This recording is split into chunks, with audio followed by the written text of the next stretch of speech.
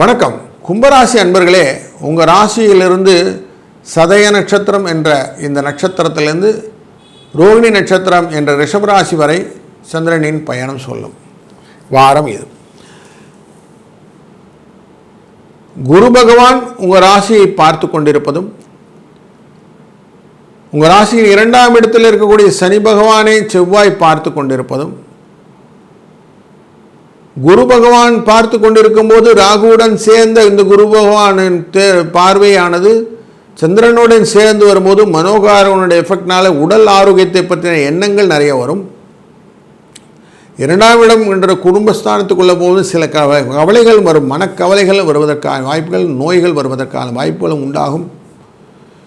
7ஆம் இடத்திலிருந்து செவ்வாய் பார்ப்பதனால் தேவையில்லாத பயங்களும் கலக்கங்களும் வருவதற்கான வாய்ப்புகளும் உண்டாகக்கூடிய சூழ்நிலை உண்டு.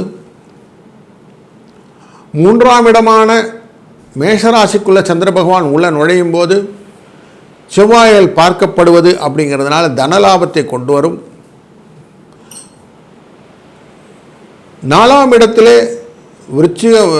ரிஷபராசிக்குள்ளே அவர் ரோகிணி நட்சத்திரத்தில் செல்லும்போது உங்களுக்கு குழந்தைகள் விஷயத்தில் சில விஷயங்களும் நோய்களுமாகும்,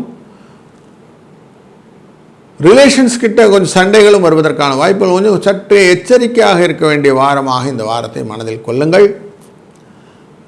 மகா சங்கட சதுர்த்தி அன்று விநாயகப் பெருமானை வழிபடுவதனாலே இந்த சங்கடங்கள் உங்களை விட்டு விலகி நிம்மதி கிடைக்கும் என்பதனாலே இதை பயன்படுத்தி கொள்ளுங்கள். வாழ்க வளத்துடன்.